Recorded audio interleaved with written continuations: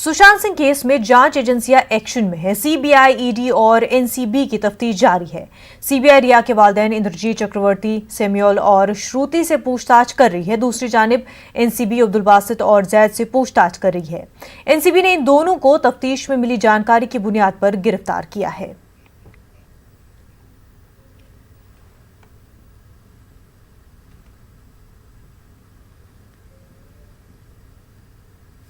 हमारे नुमाइंदे अमित हमारे साथ जुड़ चुके हैं। अमित, इस पूरे मामले को लेकर के सीबीआई, ईडी और ड्रग्स को लेकर के भी जिस तरह से लगातार तफ्तीश जारी है, 2 गिरफ्तारियां भी हुई है, इस वक्त क्या कुछ अपडेट है?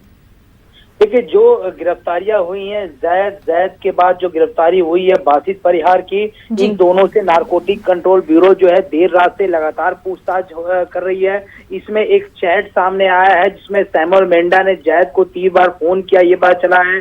पूछताछ के दौरान जैद ने यह भी खुलासा किया उसे 10,000 रुपए नकद दिए गए और 5 किलोग्राम जो है ड्रग्स 2 व्यक्तियों को सौंपने के लिए कहा गया था। उसने 2 व्यक्तियों को सौंप दिया था जो उसे लेने आए थे। और ट्रैक लोकेशन से पता चला है कि 17 मार्च 2020 को जैद और सैमुअल मेंढा के जो आखिरी कॉल के समय जो है, जो कॉल डिटेल सामने आई, जो ट्रैक लोकेशन सामने आई, दोनों एक ही स्थान पे थे।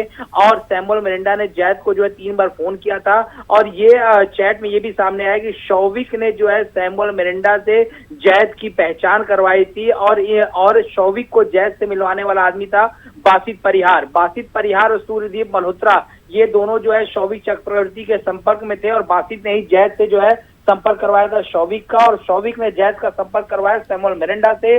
तभी जो है 10,000 रुपए 5 किलो ड्रग्स लेने की बात कही गई थी। और सैमुअल का और जिस दिन ड्रग्स लिया गया, सैमुअल और जैद का लोकेशन जो है एक ही दिखा, जो एनसीबी को सबूत हाथ आया है। तो अब इन दोनों से पूछताछ की जा रही है। कुछ ही देर में जो है इन्हें एनसीबी दफ्तर से निकाला जाएगा और कोर्ट में जो है प्रोड्यूस किया जाएगा।